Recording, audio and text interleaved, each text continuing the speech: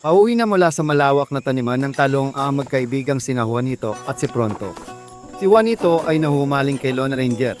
Simula pa ng pagkabata kaya ang gayak niya ay di naiiba sa kanyang idolo. Nagkataon naman na sila ang may pinakamalking taniman ng talong sa buong Ilocos Region kay binansagan siyang Talong Ranger. Ang kaibigan niyang si Pronto ay tubong ifugaw at magkalaro sila mula pagkabata.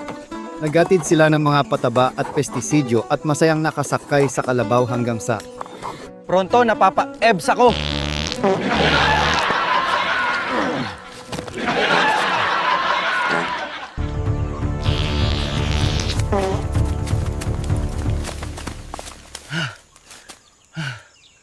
Aray!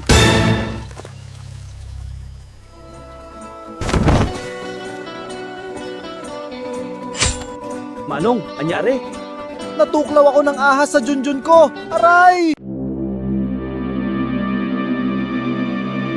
Daling kita sa ospital.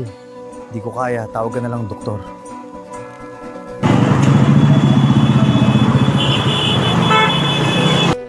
Excuse me, nandiyan po ba ang doktor?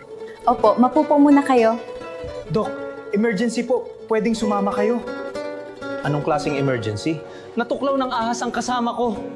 Hindi ako makakaalis dito, madami akong pasyente. Gawin mo, humiwa ka ng maliit at sipsipin mo ang lason. Sipsipin mo ang lason. Sipsipin mo ang lason. Sipsipin mo ang lason. Saan ang doktor Pronto? Hindi siya sumama kasi daming pasyente. Anong sabi? Malapit ka na daw mamatay.